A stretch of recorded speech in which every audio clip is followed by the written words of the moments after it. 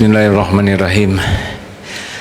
Assalamualaikum warahmatullahi wabarakatuh. Alhamdulillahi rabbil alamin. Alhamdulillahilladzi anzala sakinah fi qulubil mu'minin liyazdadu imanan ma'a imanihim. Allahumma salli ala sayyidina Muhammad wa ala alihi wa ashabihi ajma'in. Ya Allah, Allahumma inna nas'aluka ilman nafi'an wa rizqan thayyiban wa amalan mutaqabbalan. Juga baru pulang dari tanah suci. Di sana ibadahnya lebih banyak lagi. 2 kali qiyamul lailnya, tarawih sampai jam 10 malam, dilanjutkan setengah 12 sampai jam 2 atau lewat setengah 3. Masya Allah. Dan luar biasa banyak ya. Di jalan-jalan itu semuanya berlomba. Apa sih yang paling penting yang dijanjikan?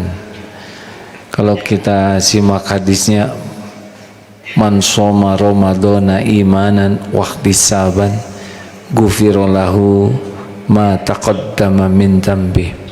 Barang siapa yang saum di bulan Ramadan penuh dengan keyakinan kepada Allah, janji Allah, dan semata-mata mengharapkan ridho Allah, pahala dari Allah, Allah ampuni semua dosanya yang lalu.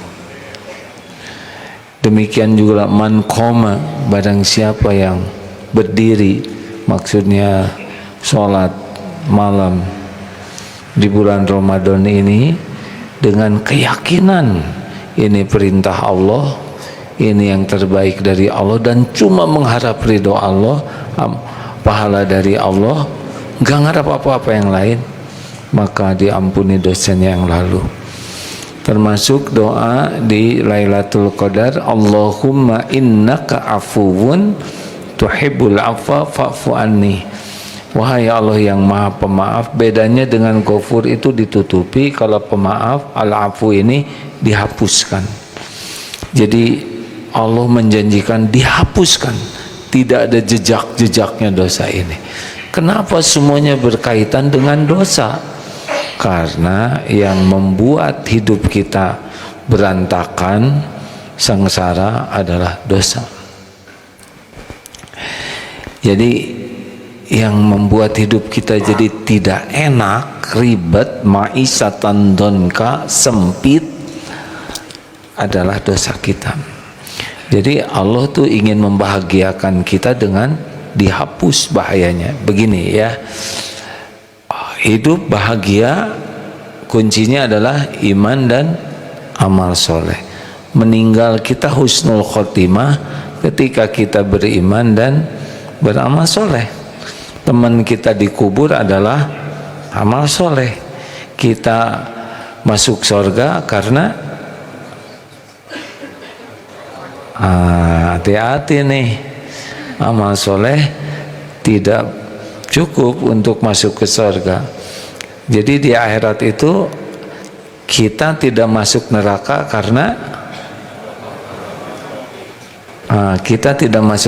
karena ampunan Allah.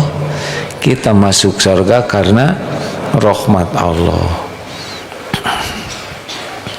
Faman zuhziha anin nar, barang siapa yang dijauhkan dari api neraka, wa udkhilal jannah, dan dimasukkan kebaikan kita ke surga. Nah, jadi sukses itu Ali Imran 185 ya, dijauhkan dari api neraka. Nah, itu ampunan Allah. Jadi ada yang masuk surga tuh, ada yang dicelup dulu di neraka, baru sesudah diimpaskan baru dikesorgakan. Ada yang masuk surga nggak dicelup dulu, milih mending yang mana? Hah? Mau dicelup?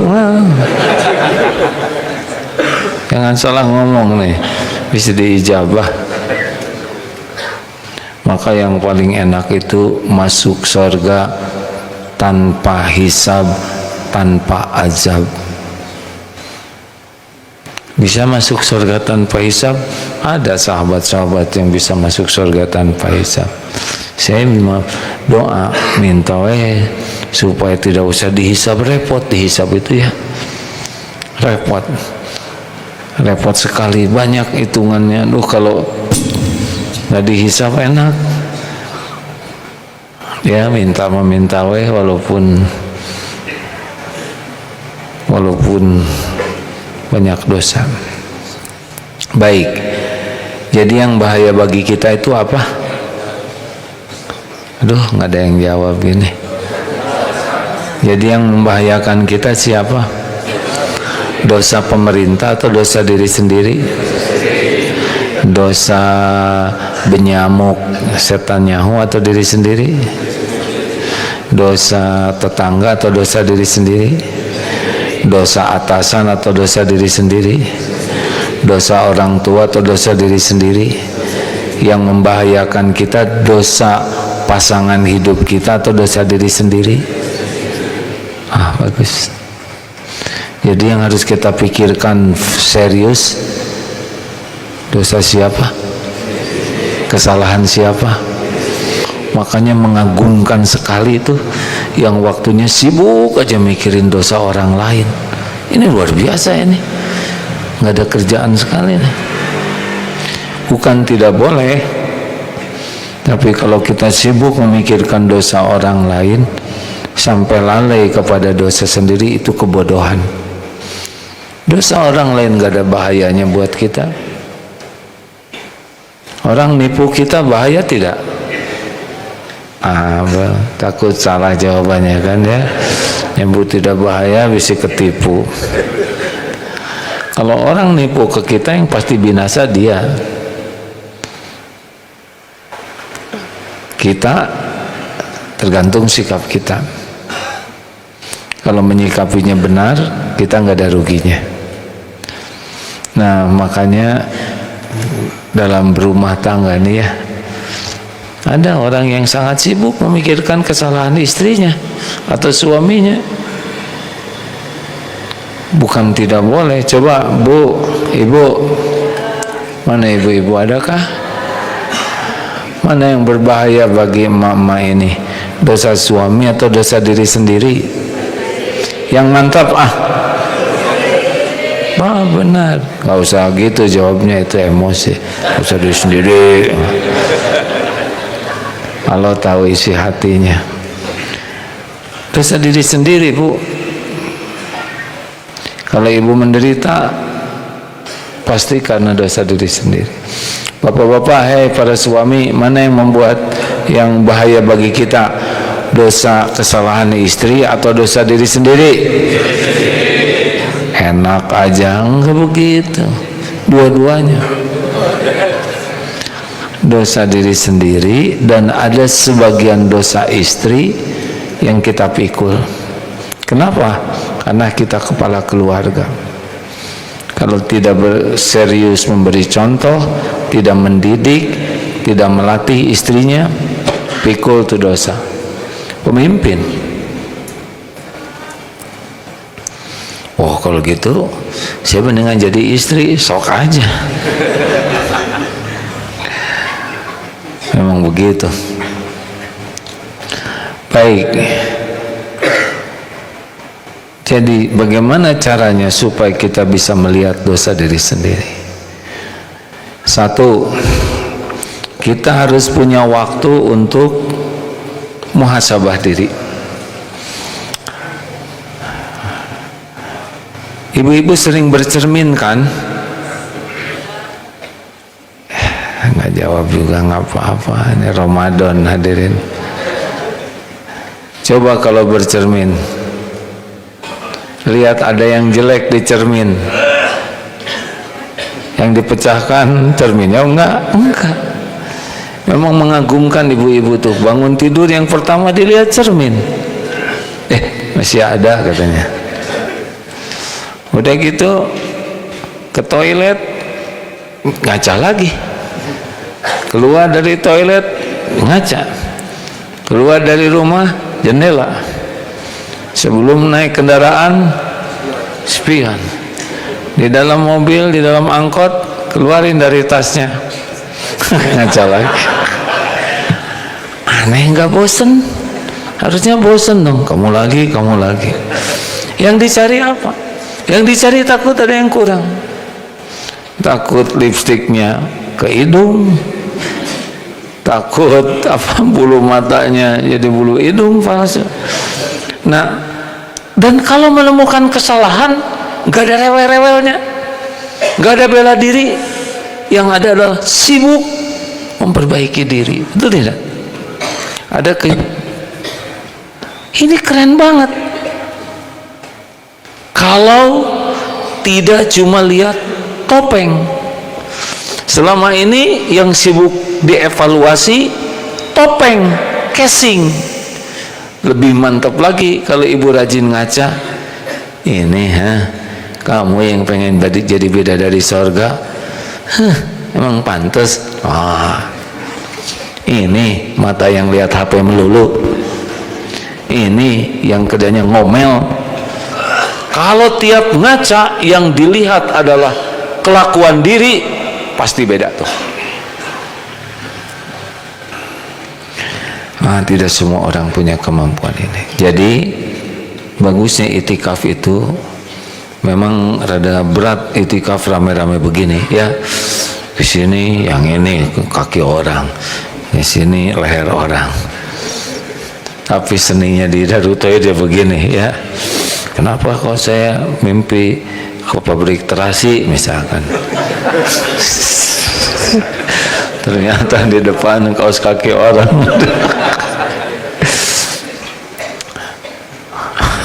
Astagfirullahaladzim. Lanjut. Cobalah tulis ya keburukan diriku.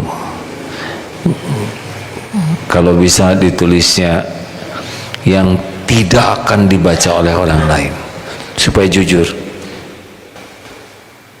Bekal kaget kita tuh nggak ada apa-apanya. Selama ini orang menghargai kita tuh menghargai casing, bungkus. Tapi kita suka ketipu seakan diri kita itu bungkus. Astagfirullah. Urut aja dari kepala ya. Ini pikiran saya ini ngaco, duniawi melulu, jarang ingat. Turun ke kening, ini sujud tuh nggak pernah benar, nggak pernah ingat Allah.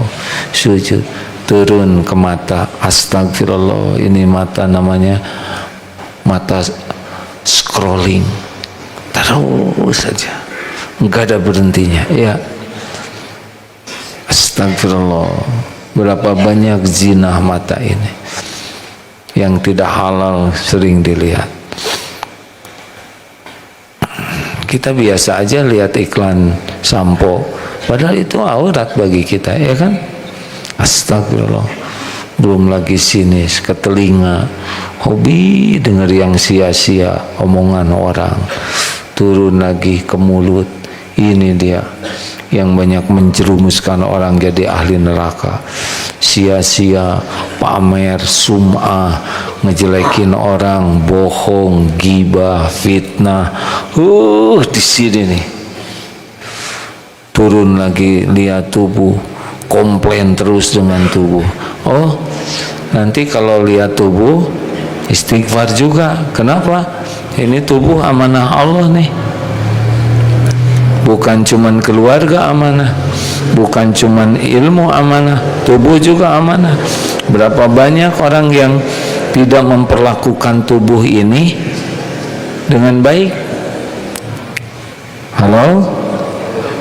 Ada ngobrol dengan orang yang memiliki ilmu agama, yang beliau sesudah dia, Ustadz, kenapa ya subur gitu ya, saya nggak nyebut gemuk ya. Wah, saya ini nggak ada waktu untuk olahraga. Ustadz, ini tubuh punya hak loh, punya hak di selain makan minum, istirahat, bersih dan digerakkan. Ngasih makan apa ini? Kita ngasih makan apa aja ke tubuh ini, dituntut nanti di akhirat. Keperluan makan kita kan sepertiga makanan, sepertiga air, sepertiga udara. Tidak ada riwayat sampai kenyang bungkang begitu. Dan makan itu hanya untuk menegakkan tubuh supaya kuat ibadah. Istighfar, ragil, Raja Giling yang selalu memamah biak. Terus ngagayam, itu zolim loh ke diri. Kasihan kalau kita sering makan ngemil terus, akibatnya insulin kita, pankreas mengeluarkan insulin supaya gula darahnya jadi normal. Ini capek tubuh tuh, harus diistirahatkan. Akibatnya jadi resisten insulinnya. Katanya begitu, saya bukan dokter ya. Saya pengen tahu aja kenapa kok sampai banyak penyakit pada tubuh kita. Secara syariat zolim ke tubuh ini, nggak ada istirahatnya, mengunyah terus, jalan tah diminum, gula terus, baru juga buka langsung gelegek sirup, kolak ya kan, selain korma langsung makan nasi. Itu kan zolim ke tubuh, karena gulanya jadi spike katanya. Masalah tubuh kita tuh harusnya bertahap. Makanya kalau lihat tubuh sendiri itu istighfar.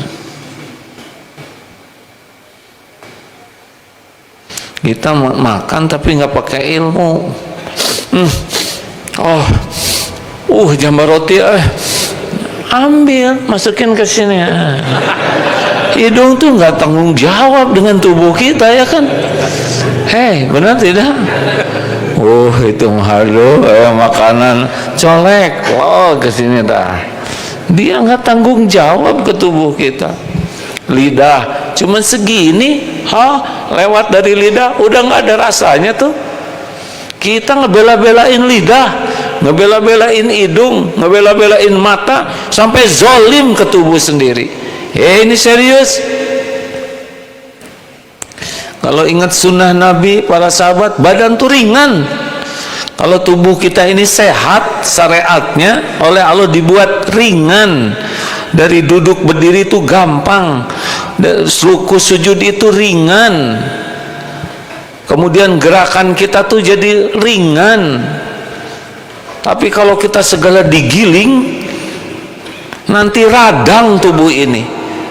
Cirinya radang apa? Ya itu jadi boyot ya.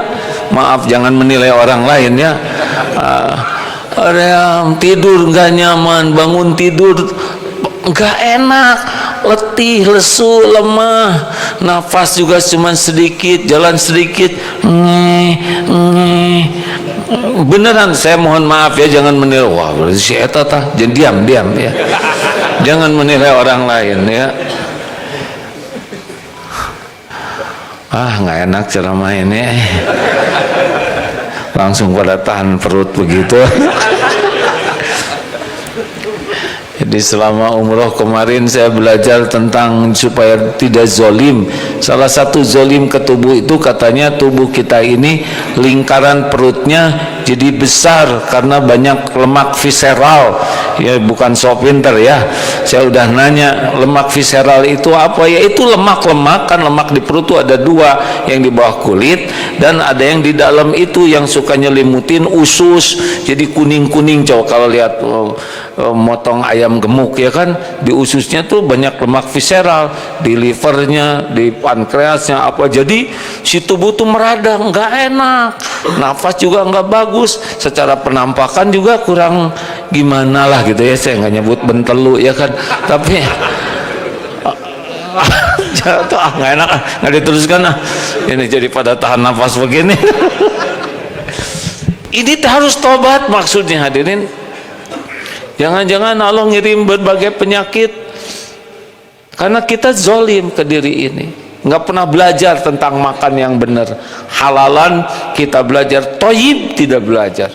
Emang banyak gula itu bagus? Enggak bagus. Emang banyak karbo itu bagus? Kalau tidak diperlukan tidak bagus. Kita makan nggak pakai ilmu, zolim ke tubuh ini. mikir. Jadi pas ngaca teh astagfirullah, ya Allah, betapa lamanya tubuh ini saya zolimin. Untung di sini tidak ada yang merokok. Saya tidak berkaitan dengan hukum. Merokok zolim tidak kira-kira? Sederhananya gini, paru-paru ini sukanya dikasih asap yang jelek, kasih udara yang segar. Jawab.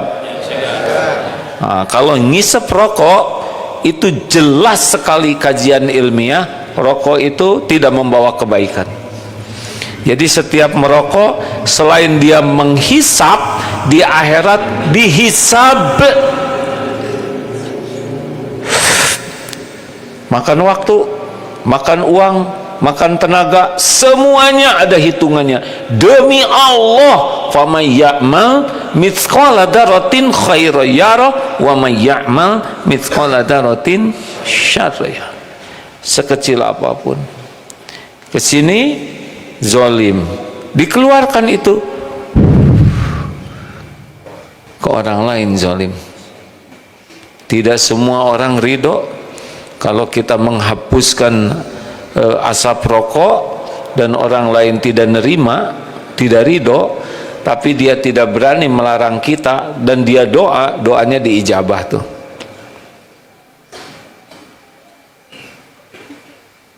Mikir, kau usah lihat kiri kanan Pak, jadi saya tahu nyari teman ya. Nunduk aja begini. Bagaimana dong kita lihat orang yang ngerokok? Jangan dihina, jangan diremehkan, karena boleh jadi beliau pun sangat ingin berhenti, cuma tidak semudah ceramah ini, ya kan Pak? Tenang, nggak boleh lihat ke beliau ya. Begini hadirin, orang yang merokok aja udah menderita itu, pengennya itu sengsara. Jadi kita yang tidak merokok, lihat yang merokok, jangan merendahkan, doakan kebaikan. Sing pahit berhenti, itu malah jadi kebaikan. Tapi kalau kita menghina, itu tidak menyelesaikan masalah, malah ngotorin hati kita. Betul? Husnuzonnya orang yang merokok tuh pengen berhenti, lagi berjuang.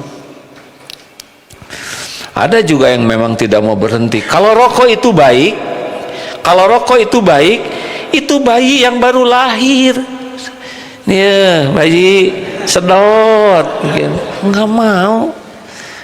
Atau istrinya, ya ayo bu, nenek rokok nek. Kalau yakin merokok itu baik, bagikan itu kakek, nenek, bayi, anak-anak kecil. Anak-anak sini, oh bagi. Nggak mau perokok tuh, karena tahu itu tidak baik. Kan ada kakek-kakek lagi merokok, ditanya oleh cucunya, kek lagi apa? Lihat sendiri, ngerokok nak, cuk, kek minta dong, nggak boleh. Kenapa kek? Bahaya tahu. Tuh si kakek aneh ya.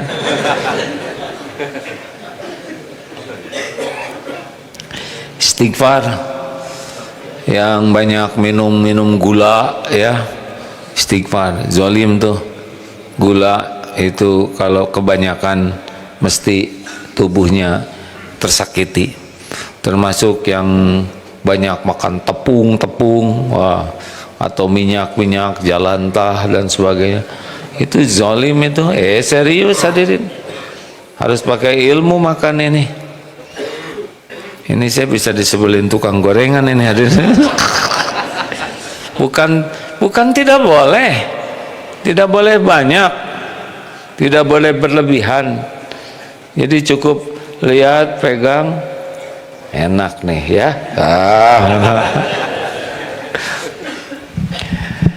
Saya sudah senior, jadi sudah harus lebih hati-hati. Tapi yang junior juga, kalau jarambah dari sekarang umur 30, 40 nanti sudah bermasalah tubuhnya. Istighfar. Jadi yang pertama adalah kita harus benar-benar evaluasi diri. 2, cara yang kedua kita bisa mengevaluasi diri adalah tadi muhasabah diri ya. Yang kedua adalah cermin diri. Apa itu artinya? Gunakan orang-orang terdekat dengan kita yang paling tahu banyak tentang kita untuk bisa memberitahu kekurangan kejelekan kita. Kalau para suami, istri yang digunakan. Orang tua, anak, orang tua minta ngasih tahu. Atau kalau istri minta suami memberitahu. Ini penting. Banyaknya orang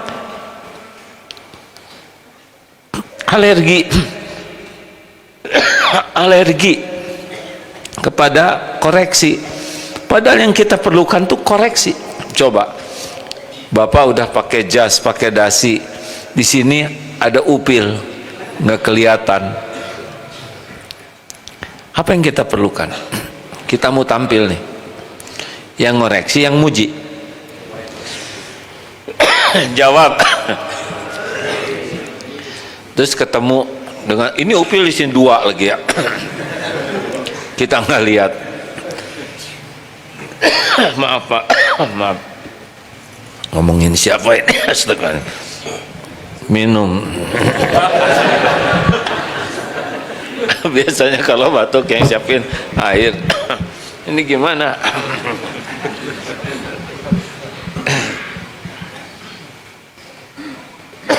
Saya agak jet lag nih, ada ini jam segini di Mekah jam 1:30 ya. Tapi pas lagi tahajud juga. Jadi kalau kita udah gaya ada upil, yang kita butuhkan pujian atau koreksi yang jujur. Terus mau ngapain kita ketemu? Oh bos keren banget, jasnya bagus, wajahnya bercahaya. Nggak ada gunanya kalau upil dibiarin, betul tidak? Nggak ada gunanya pujian dari istri atau dari suami kalau membiarkan kejelekan kita. Yang kita perlukan tuh kita tahu yang jelek pada diri kita supaya kita bisa memperbaiki. Memang cara mengoreksinya ideal mah baik-baik ya. Sebetulnya Bapak tuh sudah keren Pak, rapi, bersih, necis, tinggal dikit aja. Tapi itu perkara sederhana, upil. Nah, itu paling enak ya kan. Tapi yang agak enak deletak. Lihat hidung, aduh, jadi merasa upilan begini hati. Nah,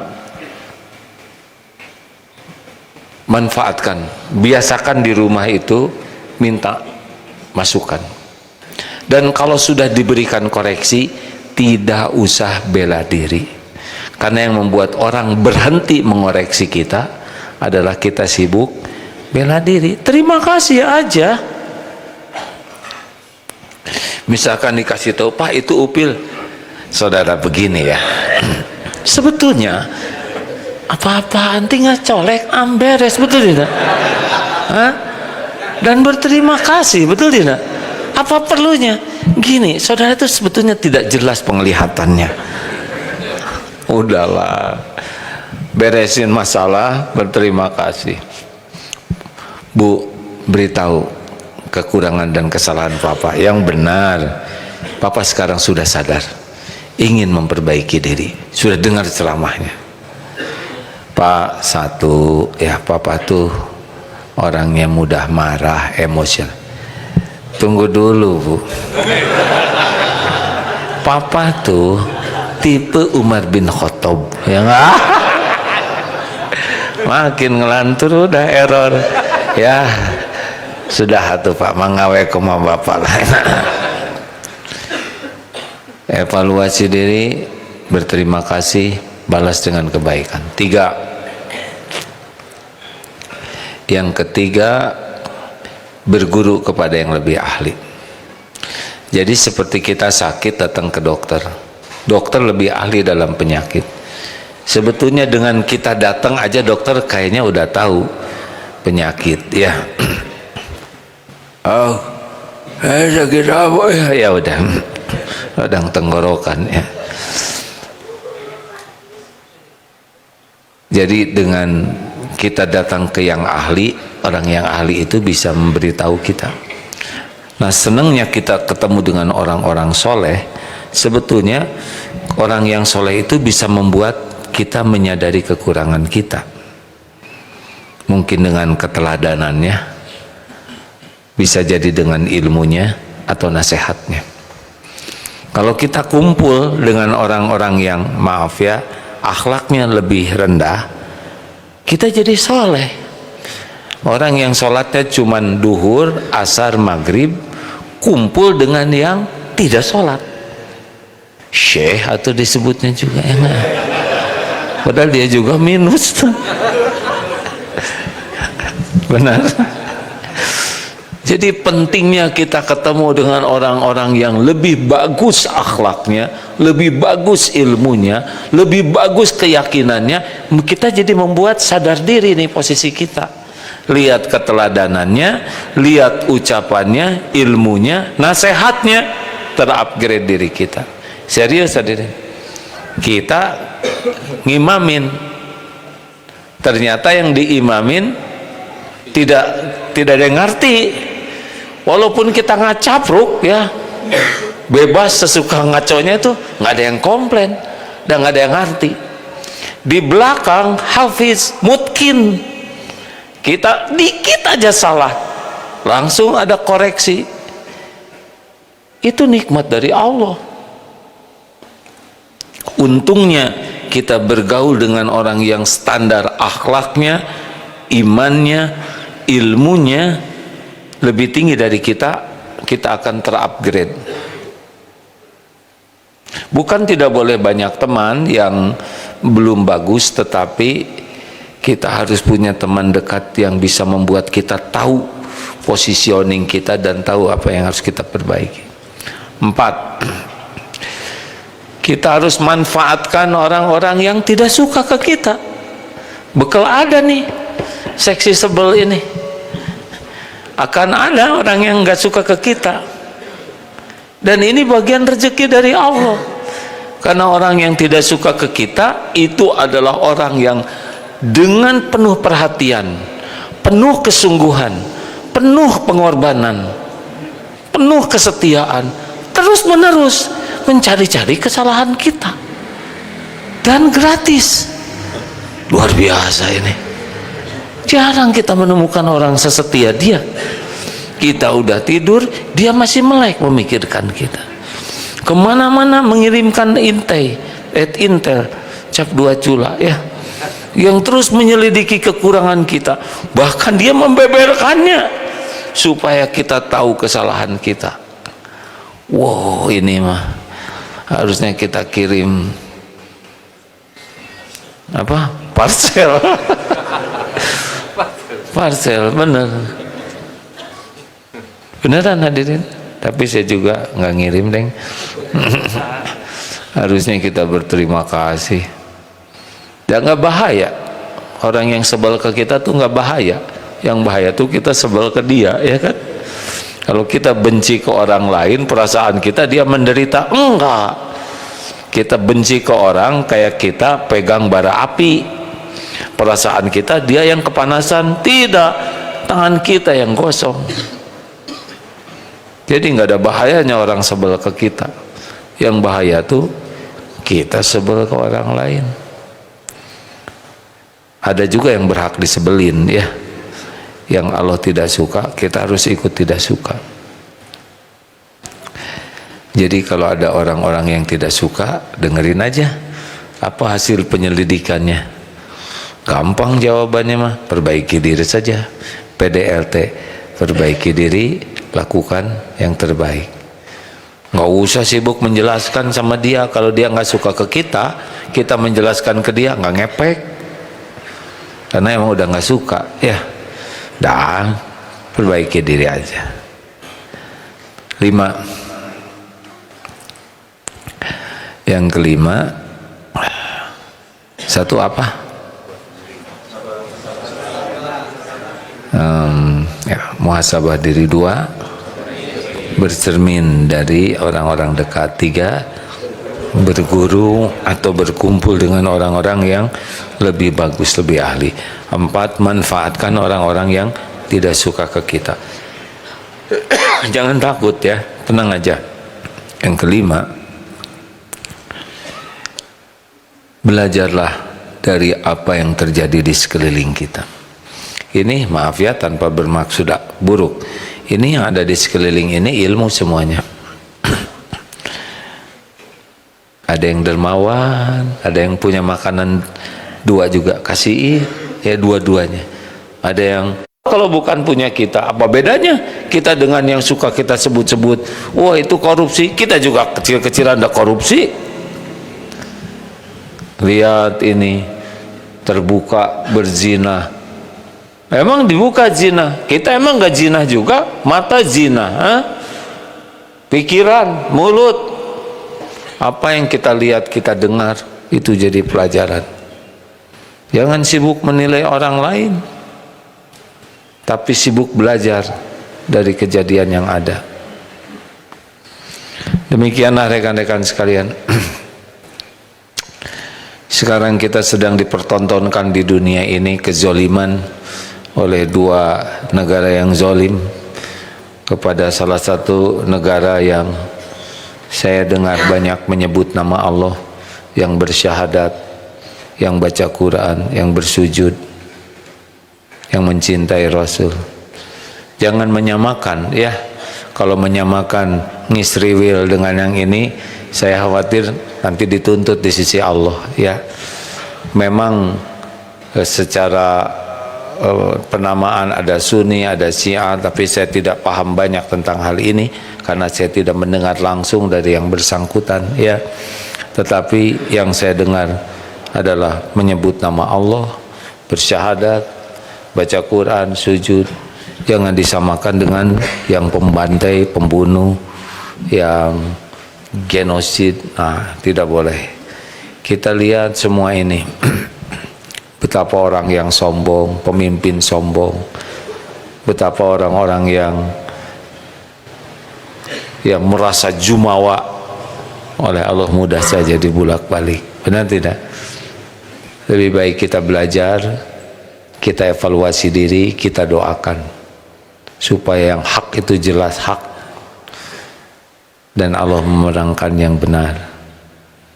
Tapi kita bisa belajar, oh kesombongan seperti apa. Fir'aun, Abu Jahal, siapa lagi yang sombong-sombong tuh, akhirnya pasti dibinasakan oleh Allah. Semua itu makhluk Allah, termasuk kita. Orang yang mati bukan karena bom, orang mati karena sudah waktunya, hanya lewat bomnya aja. Kita juga mati nanti. Kita doakan semoga orang-orang yang beriman teguh diberikan kekuatan, kemenangan, dan yang zalim itu oleh Allah dicerai-beraikan kemampuannya, ditampakkan yang hak itu hak, yang batil itu batil, yang hak kita bisa menapaki, yang batil kita bisa menjauhi. Amin ya rabbal alamin. Silakan, akan ada pertanyaan.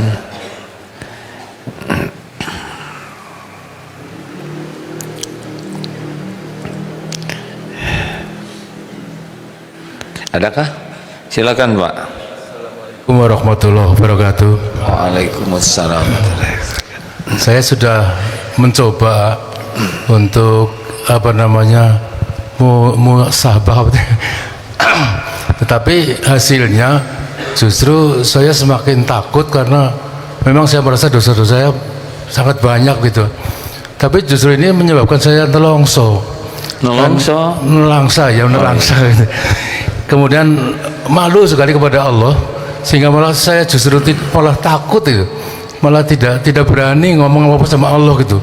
Ini gimana? Semakin gelisah saya justru dengan cara-cara saya mencoba mencari kelemahan diri saya. Terima kasih. Baik, sebetulnya karunia Allah Pak kalau Bapak iso nelongso yo karena ini dicatat oleh malaikat. Astagfirullahaladzim. Enggak semua orang dibukakan oleh Allah hatinya Pak. Tinggal satu tahap lagi, berbaik sangka ke Allah. Allah Maha Pengampun. Nah, kalau kita hanya sibuk dengan dosa, enggak ingat ampunan Allah, kita buruk sangka. Itu yang bikin tombo nelongso. Yo, ojo ngono. Kalau ingat dosa, ingat dosa, ingat ampunan Allah lebih luas. Nah, kalau kita enggak ingat ampunan Allah, pasti mentok di sana, dan ini membuat kita tidak berhasil tobat. Minta ampun, Pak, karena ampunan Allah lebih besar, lebih luas daripada dosa kita. Nah, berbaik sangkalah kepada Allah. Allah Maha Pengampun. Tapi kalau Bapak udah bisa buka dosa, itu udah nikmat. Karena sebagian orang itu nggak bisa buka, bahkan tidak merasa berdosa. Ketika ditanya, "Abi harus tobat, dosa saya apa?" Oh, itu apa sekali itu. Karena dia ketutup. Ciri orang yang mau diampuni Allah adalah dibuka hatinya. Nanti melihat dosa besar dulu, takut, aduh saya banyak dosa, ampun ya Allah ampun.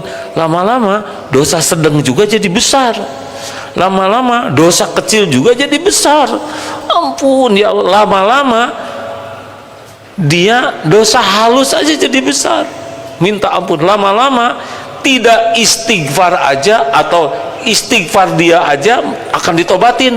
Astagfirullah, saya sudah istighfar tapi kok masih lagi-lagi. Lama-lama tidak beramal juga dia istighfar, Pak. Duh, tadi saya ada orang perlu, kok saya enggak ngasih, padahal saya mampu. Udah bukan dosa lagi, tapi dia tidak beramal.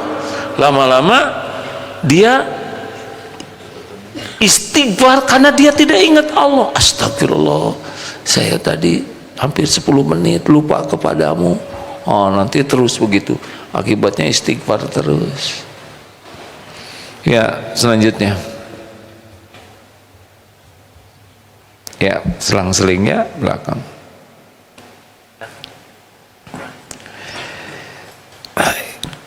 Jadi lebaran teh kapan? Ya, silakan.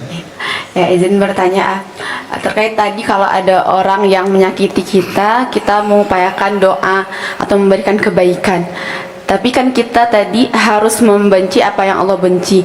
Jadi terkadang bingung batas kita boleh mendoakan keburukan itu untuk manusia. Apakah misalnya ada yang kafir seperti tadi ya, pemimpin dunia yang zalim itu, atau misalnya kadang kita lihat di sosial media ada yang menghujat, mungkin mohon maaf, pemerintah yang mana aja gitu ya, tapi buruk gitu, didoakan yang buruk-buruk, tapi kan masih muslim gitu. Jadi boleh nggak ya ikut mendoakan keburukan, atau lebih baik doakan kebaikan gitu kalau yang udah jelas muslim? Dan untuk yang kafir tadi, apakah memang boleh didoakan yang buruk-buruk gitu?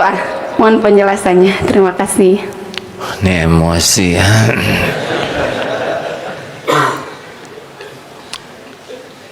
Kalau yang sudah melampaui batas kan ada juga doanya ya. Ya, kalau itu lebih cepat matinya ya mudah-mudahan lebih aman dunia ini. Kalau ada saudara kita yang diberikan ujian memimpin, ya doakanlah supaya bisa memimpin dengan baik. Kalau itu doakan jelek, makin jelek nanti kita, ya kan.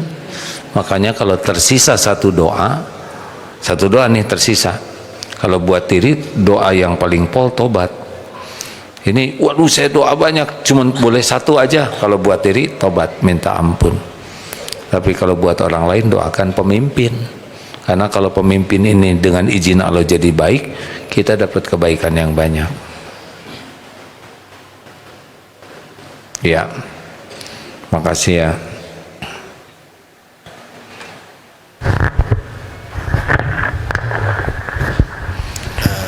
Ya Tat, bertanya terkait pertanyaannya, yaitu bagaimana menumbuhkan atau menganugerahkan tabah yang ikhlas untuk jadi sosok yang bisa diamalkan ke depannya untuk semuanya. Baik, makasih ya. Kalau mendengar orang bertanya, jangan dibanding-banding, karena yang ceramah ini tiap hari bunyi kayak gini ya. Ada yang jarang bicara, untuk merangkai kata juga tidak mudah ya. Jadi kita intinya, jadi inti pertanyaannya bagaimana supaya ikhlas gitu ya.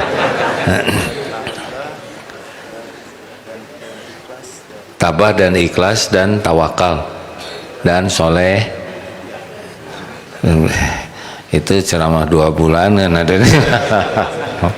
Saya ambil salah satu aja ya.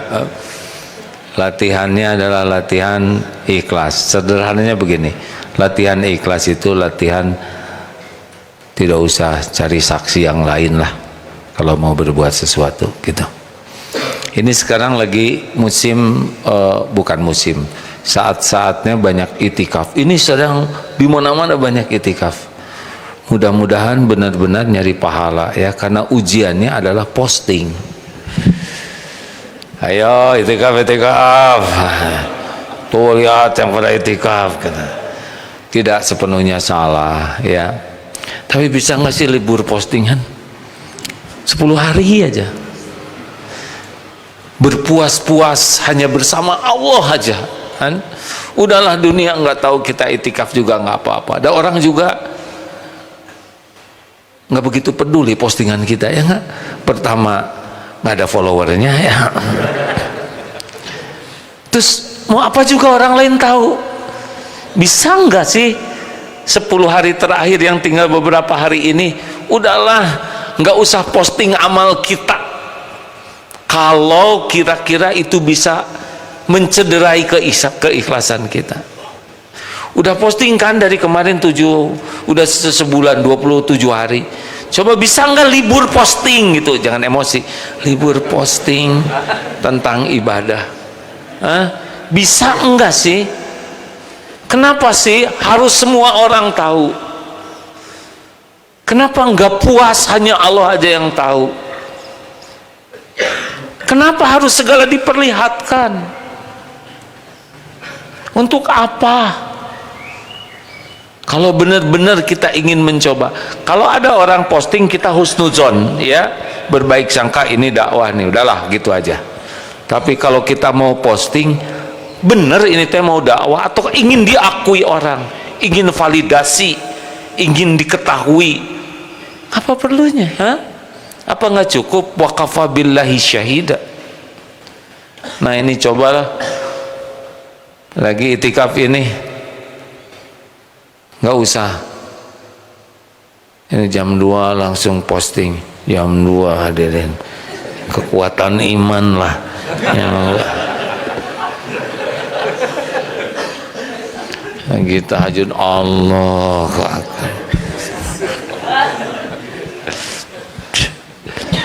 malulah ya. Mau sampai kapan hidup mengabdi kepada followers, subscriber? Tuhan kita tuh Allah.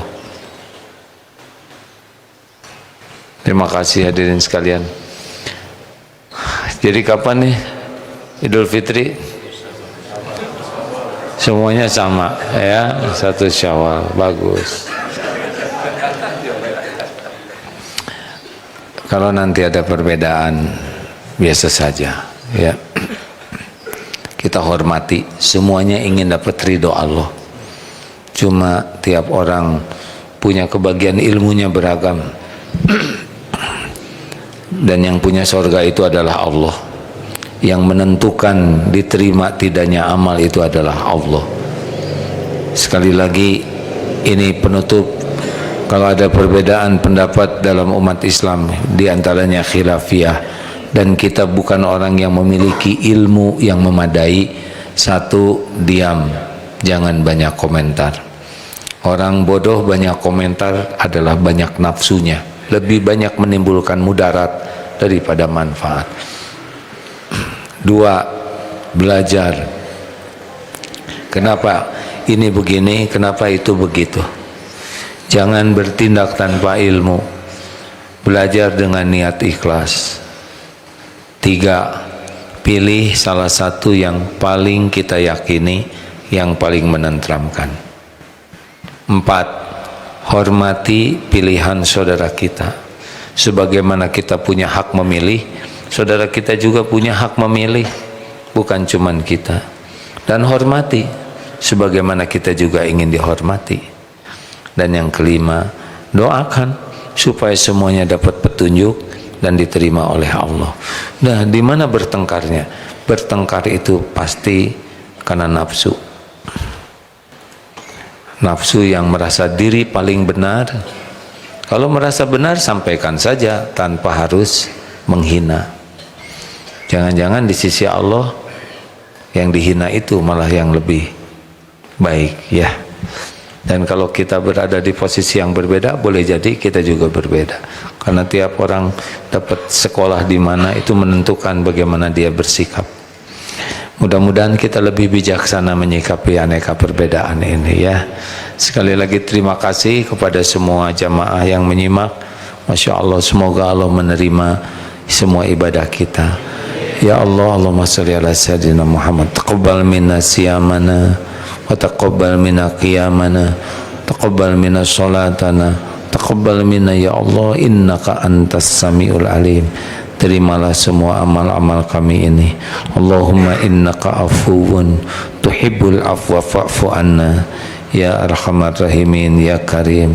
Rabbana atina fid dunya hasanah wa fil akhirati hasanah wa qina azabannar. Subhana rabbika rabbil izzati amma yasifun wa salamun alal mursalin alhamdulillah. Terima kasih. Assalamualaikum warahmatullahi wabarakatuh.